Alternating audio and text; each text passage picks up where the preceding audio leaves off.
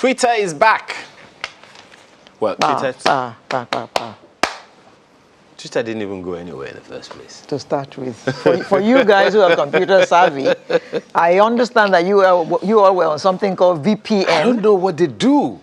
How could they do that? How could they do that? Well, maybe our guests will be able to speak with that and several other things. Because every day we read a whole bunch of things on social media which may or may not be true. So over the years, social media has continued to serve as that platform, that has aided the spread of misinformation as well as good information in many cases. So let's take a deep dive at the social media and fake news, especially in the light of this return to the micro blogging site Twitter. Jide Benson joins us this morning. He's a public affairs analyst. Thanks for joining us today. Thank you for having me. Good morning. Okay. I'm going to put Why are you so amused? It's good to be here. I like your studio. I haven't been here in a very long time. Okay. Thank you. And So, Twitter is back anyway. It's a good reason to be happy. Yes, Twitter is back. Yeah, is it that significant? it is actually. She accused you people of using something.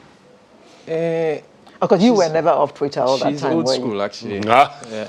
It's the same way her own parents would have. It's the same kind of thing her parents would have said to her in the days of Nightel telephone, because her parents didn't have access to telephone, and so when her generation had access to telephone, their parents couldn't relate. And then when you find children these days that are 2 years old and 3 years old and are struggling with their parents for their mobile phones, they can't imagine that 22 years ago there was nothing called mobile phones in Nigeria. So she's old school, actually. Meanwhile, Yes, she's very analog. Meanwhile, the grandmother of the future is going to be very digital. Pointy. Yeah. If not even VR using. Well, that's another one. What is VR using? Virtual reality. See why I say she's old school? No, I am self-acclaimed old school, self-acclaimed analog. At least you own up. Yes, even though I try. Try. I can use Twitter. It's not that you try. You'll be a relic of the lost age if you're not using anything with the screen these days. I'm taking exception right now. You're speaking to my That's what we do on Twitter. What's the meaning of that? That's what we do on social media. It's a leveler. That is why they say that you people need, what's that word now? Regulation. And deliverance. Plus deliverance. Okay. So speak to it. Now, one of the counsel, I think it was the president of ATCON, that was giving counsel that now that the micro blogging site is back, people should use it more responsibly. Yeah. First of all, how does that strike you? Is there any education around that you think is needed?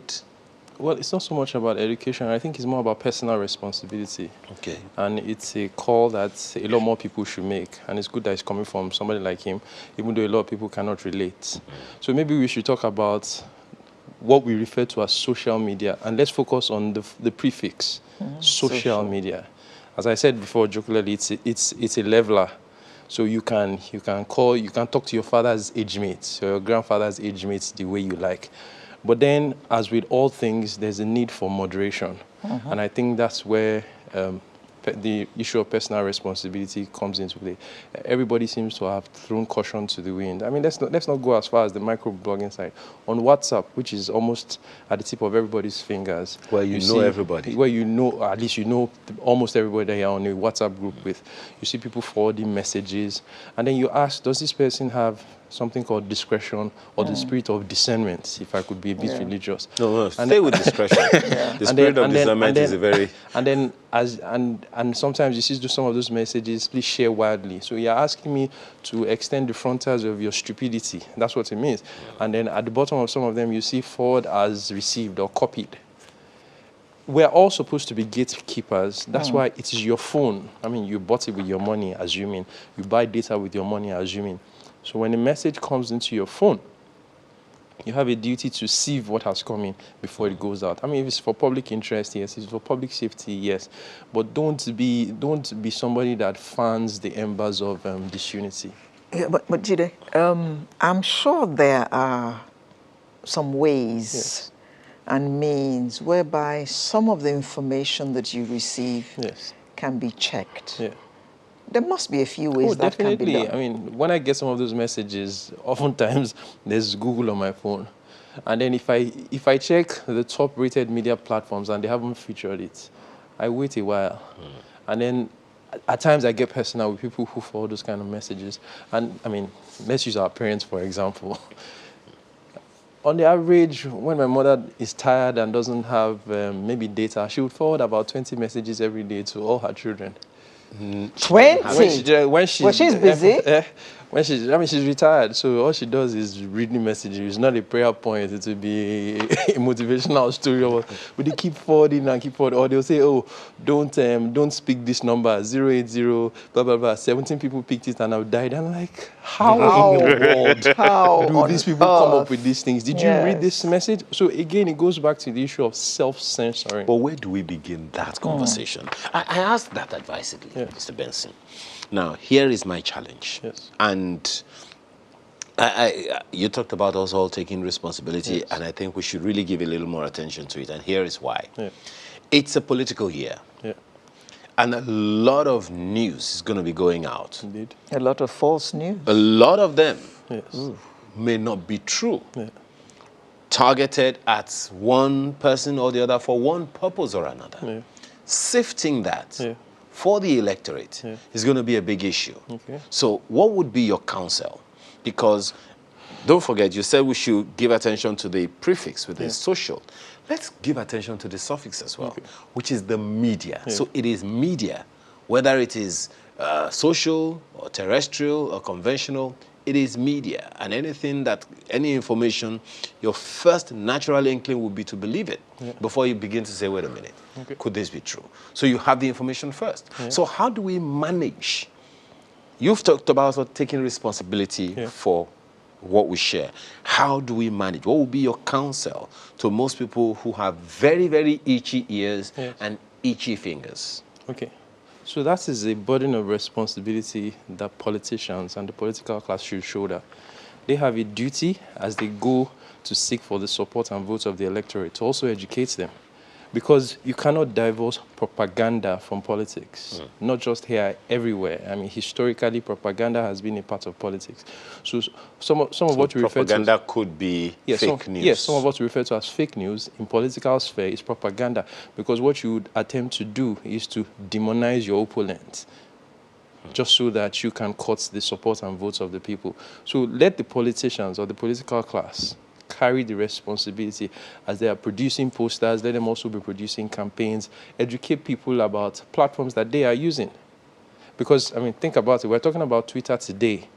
In 2015 and in 2019, Twitter was one of the platforms that helped almost everybody that got into government. I mean, I checked the president's Twitter page yesterday. He has 4 million followers. In 2014, I don't think he had that much. So if he has grown from whatever number it was before he became president to 4 million, that means on an average, he's been president for 7 years. So at least he's gotten maybe about 500,000 followers every year. Okay. So That's a huge number. Yes, politicians should carry that responsibility, at least at such a time as this. Because since there's now a political coloration to social media. So where then is on whose shoulder then? You've talked about responsibility. Yes. There is a place for politicians, a role for politicians to play. But then there is a role for the people. Yeah. Generally, we all know this. I don't even know whether it's an elephant in the room or an elephant in the open. Okay. Trust between government and the people is greatly depleted. So any information that demonizes the government, as far as many people are concerned, the natural inkling would be, It's true. you understand? So where do we begin? Begin from self. And then, okay, again, talking about social media. For instance, let's talk about LinkedIn. I think it's high time that anybody that has a LinkedIn page and maybe is a WhatsApp administrator should add that to their LinkedIn profile. There's a general or there's a palpable feeling of irresponsibility on WhatsApp groups. True. So anybody who is a WhatsApp administrator deserves a leadership certificate. Really? No, and I'll give you examples. You're on a professional WhatsApp groups. So say journalists or accountants or lawyers or public relations practitioners or civil engineers, and it is supposed to be for issues about your profession. And then all of a sudden, somebody posts, Channels Television is 25 years today. Click on this link. They are giving out 250,000 to the first 10 people. Oh, dear. And you and I are engineers. We're registered engineers, or we're lawyers called to the bar. And we went to the same school. We went to law school. You read this thing, and you thought that it made sense for you to forward it. To engineers. Or click on Or it. click on it. And you did. You wanted to win 200.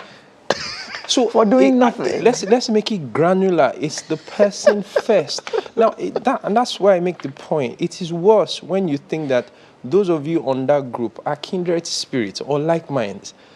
So if you begin to ask yourself, did this guy and I actually go to the same school? Or are we actually members of the same profession? And the way people forward videos and forward pictures, and some of those things that you see there, videos, things that you saw 7 or 10 years ago. Yes, it's fine that maybe that person is seeing it for the first time, but at least respect the other people who you're with on that group. And again, many of us just click that I agree on any of those platforms. We never read those terms and conditions. True. If we ever take time to read some of those things, you will find out that some of those platforms have actually put clauses of caution on them. And that's why they're able to take down some people's messages. Mr. Benson. They're reported. You have 30 groups. Yeah. So you expect somebody to read 200 messages on the average on every group. Of course, they'll just select all and click mark as read. We all know That's what not what I'm saying. I'm talking about when you're signing up to a social media page. Okay. You're getting on Twitter or Instagram or Snapchat or what have you. There's a point where you have to click I agree to the terms and conditions for your account to go live. Yes.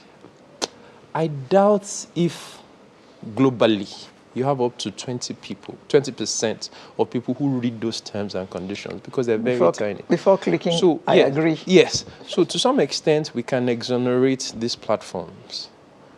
And that's why when Alero tweets something and I report it to Ayo can take down Alero's post or tweet. And then it could get suspended. So what do you think about government actually thinking of ways to regulate these sites? I would go back to the intention. He talked about trust. Well, government says to prevent the spread of fake news. Yeah, I mean, there will be other avenues. Government is one of the first promoters of fake news. When somebody is running for office and tells you that I will build this road and I'll construct this number of schools, and then gets into office and 6 years after still giving excuses, that in itself was fake news, and is using state media to churn out achievements. Take this bottle, for instance. Happen. Yes, take this bottle, for instance. They take a picture from the top and from the left side and from the right side, and they're showing it as 3 different projects or 4 different projects. That's fake news. So social media is a leveler. Nobody has a monopoly of access to. Nobody has a monopoly of capacity to spread fake news. That's it. But you have also talked about the risk of it. Yes. Perhaps there is a need to expatiate on what those risks are, both from the side of government and from the side of the people. Yeah.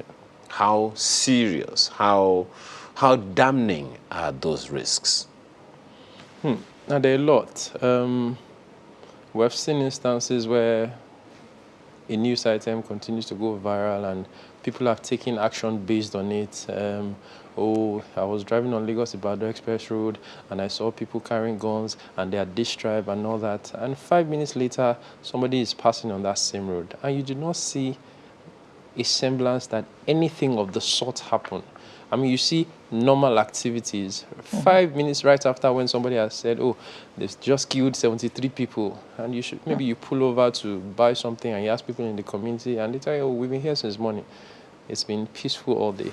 Back to going forward, it's the individual responsibility. Government has to increase its capacity to earn the people's trust. And rather than wanting to wield the big stick, government should find ways of continuous enlightenment. And once upon a time, we had a functioning National Orientation Agency.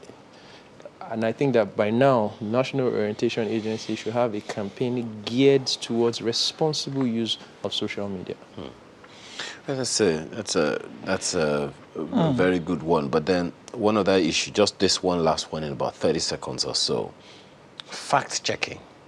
Fact checkers around the globe have accused video and social media platforms of laxity. Checking facts before sharing them can be an arduous task. Can you recommend any easy way to check before you share? I don't think it's arduous. I think it's more about wanting to be the first to break. I mean, almost every day you see breaking. Yes. Alera is wearing a shoe. Oh, Jesse. You mean she'd always Doesn't she normally wear shoes? usually she used to wear slippers all the time. So look at it this way. I mean, for people who have phones that when the messages drop, you see it at the top of your phone. So when you see breaking, there's some anxiety to Curiosity. Yes. Yeah, curiosity to click. Oh, what's this breaking? And then you open the in fact, it didn't even break. Talk less of it getting to breaking points. So I don't think it's more about fact checking. I think it's about the race to want to say, oh, and for those who have become citizen journalists and whatever, or maybe they want to put it as part of their CV. Oh, I was the one that broke this news at so day and at so time. Well, Jide Benson, public affairs analyst, thank you so much for your perspectives this morning on social media and fake news. Thank you for having me. Thank you. Congratulations, Twitter is back. Sunrise is back after this break. Please stay with us.